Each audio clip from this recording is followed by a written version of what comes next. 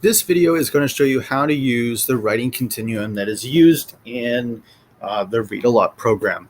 Now, this writing continuum is something that I've used in my LTO. It's just recently been updated to a more in-depth model, which is quite amazing. I really quite like it. This is courtesy of the Read a Lot team. I believe Erica Winkle is the one who was leading this one. So feel free to email her if you'd like some extra details on it. I've included their documents here. You can take a look at the continuum itself by simply clicking the continuum and clicking the link. This is going to take you to the actual profile itself. I'll make it a little bit larger here so you can see. There are basically just a very quick rundown of it. There are 5 phases that a student will go through within writing. And each one of those check marks is going to be a tenth of a decimal. That's how I do it. You could also do it by 10, 11, 12. It is entirely up to you which you prefer. I personally use the decimal system because I like phase 4, but you could also use like the DRA model as well. Anyways, phase 1 is out of 5, so it's actually 2/10. But phase 2 all the way to phase 5 would be 1/10 or 1 to 1 decimal place. So for example, if someone's on phase 2, they need to have all of those features within their writing to be able to move on to phase 3. If they only have 2.9, then they are at phase 2, but 2.9, and you can make some informed targeted instruction based off of that number. So that is the actual continuum itself.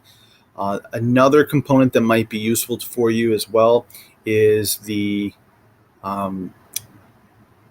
next steps. This is really helpful. Looking forward to using this year. So this is some different type of next steps for your teaching practice for students that are at the different levels here. So this is going to be really helpful and useful as it helps you build a more targeted program for all of your students. Now, how is this going to work in the classroom tool? Well, when I come back over here, you can see all the different entry levels that you can enter in. So again, in phase 1, it's only based out of 2/10, right? So 1, 1.2, 1.4, 1.6, 1.8. You could also do 10, 12, 14, 14, and use whole numbers if you prefer. Myself, I prefer to use the decimals. So again, that is how it'll work for all of them. Now, each student will only have one score, not all of them like I have them right here. But let's say that I'm just going to go ahead and erase these right here so it'll allow us to take a bit of a look. So I'm going to say that I scored at a 3.5 or 3.6. I might have another student that scores at a 2.4, another student that scores at a 4.1, another student that is at a 1.8. And you can see how it's going to build the different color schemes as I go through here. So 2.7. I'm now going to, if I'm using any writing groups or collaborative pieces, I can now kind of piece certain groups together and kind of have a reason behind my groups unless you're doing them randomly.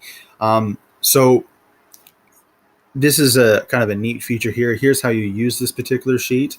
Again, I would read over the continuum and the next steps documents in detail. Again, Erica Winkle is the person that was the creator of this. It's an amazing document, and I'm looking forward to being able to input the updated version into my practice this year. So this is the writing model for Showcase, not Showcase, for the classroom tool. Thank you.